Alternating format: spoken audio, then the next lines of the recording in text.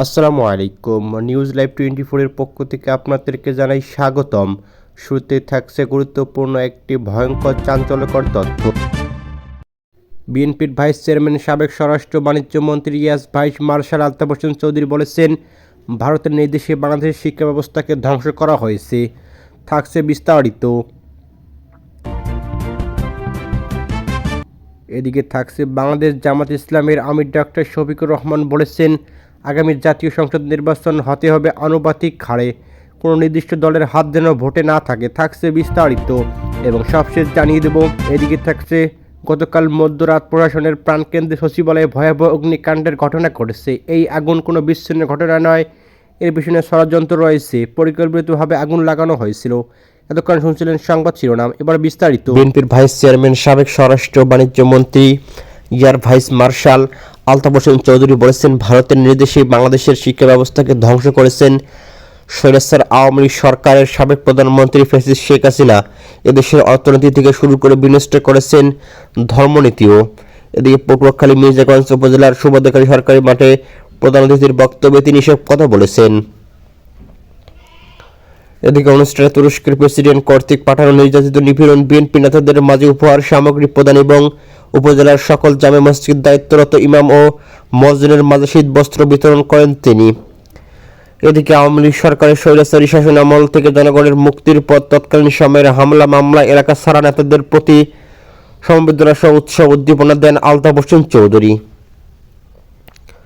এদিকে প্রধান অতিথির বক্তব্যে তিনি আরও বলেন, আওয়ামী লীগের 17 বছর শোষিত শাসনামল দেশে গণহত্যা মঞ্চ তৈরি করেছিলেন শেখ হাসিনা সরকার। ওই আমলে বিএনপি সহ প্রায় 60 লাখ মানুষ বিরুদ্ধে হয়রানিমূলক 5 লাখের বেশি মিথ্যা মামলা করা হয়েছে। এসব মামলায় বিএনপির লাখ লাখ নেতাকর্মী পেশা হারিয়ে পথে পড়েছিল, কেউ কেউ জীবন বাঁচতে দেশত্যাগ করতে বাধ্য হয়েছিলেন। বছরের পর বছর স্বজন দেহ দেশের মায়া ত্যাগ করে রুটি রোজগার করেছেন প্রবাসে।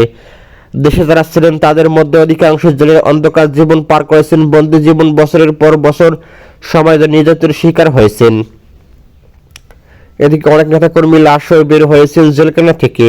এদিকে আলতাফ হোসেন চৌধুরী সাধারণ জনগণকে উদ্দেশ্য করে বলেন, গণতান্ত্রিক রাষ্ট্রের নির্বাচন আমাদের রাষ্ট্রীয় অধিকার, তবে এই নির্বাচন অবশ্যই যেন ফ্যাসিস্ট হাসিনা আমলের মতো না হয় সেদিকে আমার সবার নজর দিতে হবে। এজন্য যা যা করতে হবে তা হলো দেশের পরিস্থিতি ঠিক করতে নির্বাচন কমিশনকে ঢেলে সাজাতে হবে, কারণ এটি ধ্বংস করেছে ওই হাসিনা সরকার। গঠন করতে হবে নির্বাচনের সুব্যবস্থা। তাই বর্তমান অন্তর্বর্তীকালীন সরকারের কাজে সব ধরনের সহযোগিতা করতে হবে। বিনষ্ট হওয়া দেশের রাষ্ট্রীয় শাসন ব্যবস্থা, আইন বিচার বিভাগ সহ সব ক্ষেত্রে জনগণকে সঙ্গে নিয়ে সুন্দর একটি বাংলাদেশ বিনির্মাণে এগিয়ে যেতে হবে। একই সঙ্গে দেশের সদ্য ফিরিয়ে আনা স্বাধীনতার নায়ক আবু সাঈদ ও মুগ্ধদের হত্যার বিচারে দেশের মাটিতে করার ব্যবস্থা করতে হবে। এদিকে বাংলাদেশ জামাত ইসলামের আমির ডক্টর শফিকুর রহমান বলেছেন, আগামী জাতীয় সংসদ নির্বাচন হতে হবে আনুপাতিক হারে, কোনো নির্দিষ্ট দলের হাতে যেন ভোট দেশের আর না চলে সে ব্যবস্থা করতে হবে। তিনি বলেন, আমরা একটি তারুণ্য নির্ভর সমাজ দেখতে চাই। যুব সমাজকে সঙ্গে নিয়ে আমরা চাঁদাবাজ মুক্ত, দখলদার মুক্ত দেশ করব ইনশাআল্লাহ। এদিকে খুলনা কয়কার পাইকসা প্রধান উপদেষ্টার প্রধান সমস্যা বেরিবার সংকট সহযোগিতার জন্য তিনি এসব কথা বলেছেন।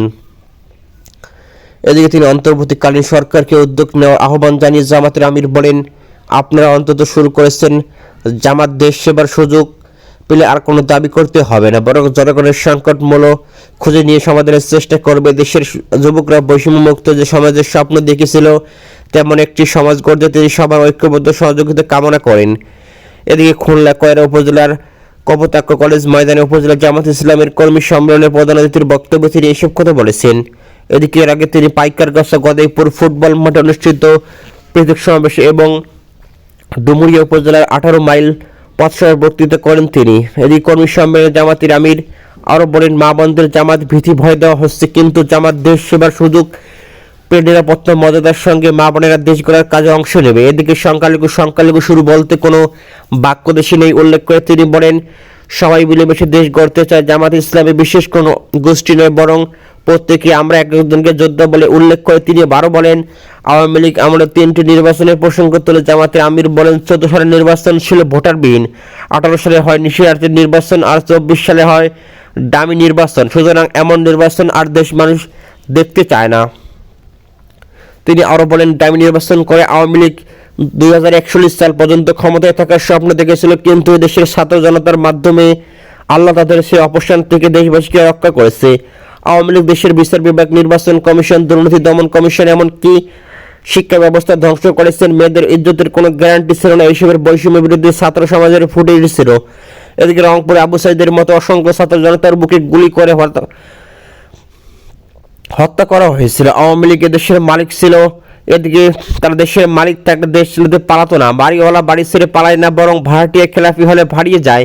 এদিকে আওয়ামী লীগের বেলায় তাই হয়েছে। শেখ হাসিনা দেশ থেকে চলে গিয়েছে, দেশকে শান্তিতে রাখতে দিচ্ছে না, চারদিকে ষড়যন্ত্র আগুন জ্বলছে। তিনি আরো বলেন, আমাদের উপর অবিচার করা হয়েছে, কিন্তু আমরা বলি আওয়ামী লীগের উপর সুবিচার করা হোক, কেননা তাদের উপর সুবিচার করা হলে তাদের শাস্তি হবে। তাদের বিচার এই জন্য যে আর যেন কেউ এমন দুর্বৃত্ত না হতে পারে। আমাদের ভোটের অধিকার ফিরিয়ে দিয়েছে, আমাদের সান্ত্বনা, তাদের যে মর্যাদা আমাদের রক্ষা করতে হবে বলে উল্লেখ করেছেন জামাতের আমির। এদিকে সব সময় মধ্যরাতে প্রশাসনের প্রাণকেন্দ্রে সচিবালয়ে ভয়াবহ অগ্নিকাণ্ডের ঘটনা ঘটেছে। এই আগুন কোনো বিচ্ছিন্ন ঘটনা নয়, এর পেছনে ষড়যন্ত্র রয়েছে, পরিকল্পিতভাবে আগুন লাগানো হয়েছে। এদিকে ভারতীয় জোটের নেতারা জাতীয় প্রেস ক্লাবের সামনে দেশবিরোধী তৎপরতা, সাবেক কাউন্সিলরদের পুনর্বাসনের ষড়যন্ত্র এবং নিত্য প্রয়োজনীয় পণ্যের দাম কমানোর দাবিতে বিক্ষোভ সমাবেশে এসব কথা বলেছেন। এদিকে প্রধান অতিথির বক্তব্যে ভারতীয় জোট প্রধান জাতীয় পার্টির জাপাস চেয়ারম্যান মোস্তফা জামাল হায়দার বলেন, সচিবালয়ে আগুন দেওয়ার ঘটনার বিচ্ছিন্ন কিছু নয়, এর পেছনে ষড়যন্ত্র রয়েছে। জুলাই আগস্টের চেয়েও আরও কঠোর এবং কঠিন ঐক্য করে তুলতে হবে। আমরা অন্তর্বর্তীকালীন সরকারের শত্রু নই, বন্ধু, কিন্তু আপনার অন্তর্বর্তীকালীন সরকার ভুল করলে দেশ ও জাতির জন্য ভয়াবহ পরিণতি অপেক্ষা করেছে। ভারতীয় আগ্রাসনের বিরুদ্ধে আমাদেরকে আরও সচেতন এবং ঐক্যবদ্ধ হতে হবে। এদিকে বাংলাদেশ জাতীয় দলের চেয়ারম্যান ও জোটের সমন্বয়ক সৈয়দ এহসানুল হক খুদা বলেছেন, সচিবালয়ে পরিকল্পিতভাবে আগুন লাগানো হয়েছে, যাতে সচিবালয়ে থাকা নথিগুলো পুড়িয়ে নিশ্চিন্ত হতে হবে। এর জন্য একটা তদন্ত কমিটি গঠন করে অবিলম্বে দোষরদের চিহ্নিত করে বিচার করতে হবে। উল্লেখ করে তিনি আরও বলেন, রাত 1:52 আগুন লাগার সংবাদ পায় ফায়ার সার্ভিস। কয়েক মিনিটের মাথায় আগুনের তীব্রতা বেড়ে যাওয়ার পর্যায়ক্রমে 19টি ইউনিট ঘটনাস্থলে পৌঁছে আগুন নিয়ন্ত্রণে কাজ করে। এরপর 6 ঘন্টার বেশি সময় ধরে সকাল 8:05 আগুন নিয়ন্ত্রণে আসে। আগুন নেভাতে গিয়ে ফায়ার সার্ভিসের এক কর্মী ট্রাক চাপায় নিহত হয়েছেন। তার নাম ফায়ার ফাইটার শনুর রহমান জামান।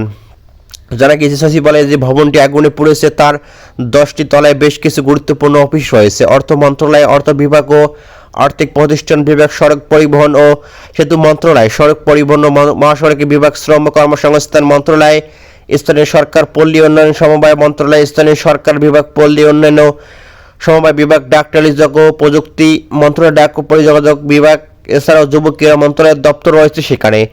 ভবনটি 6 তলায় যুব ক্রীড়া মন্ত্রণালয় এবং শ্রম কর্মসংস্থান মন্ত্রণালয়। তাদেরকে সব ফাইল পড়ে যাওয়ার কথা জানান শ্রম কর্মসংস্থান মন্ত্রণালয়ের কর্মকর্তারা। এদিকে মাঝখানে সিঁড়ি দিয়ে উপরে উঠতে গিয়ে দেখা গিয়েছে একেবারে নিচ থেকে পানি এবং ফায়ার মিশন সরিয়ে চতুর্দিকে পড়েছে। এদিকে 7ম তলায় স্থানীয় সরকার বিভাগ ও পল্লী উন্নয়ন সমবায় বিভাগ, 8ম তলায় রয়েছে স্থানীয় সরকার বিভাগের কিছু অংশ এবং ডাক টেলিযোগাযোগ বিভাগের কিছু অংশ। এই ভবনের 9 তলায় রয়েছে সড়ক পরিবহন ও মহাসড়ক বিভাগ।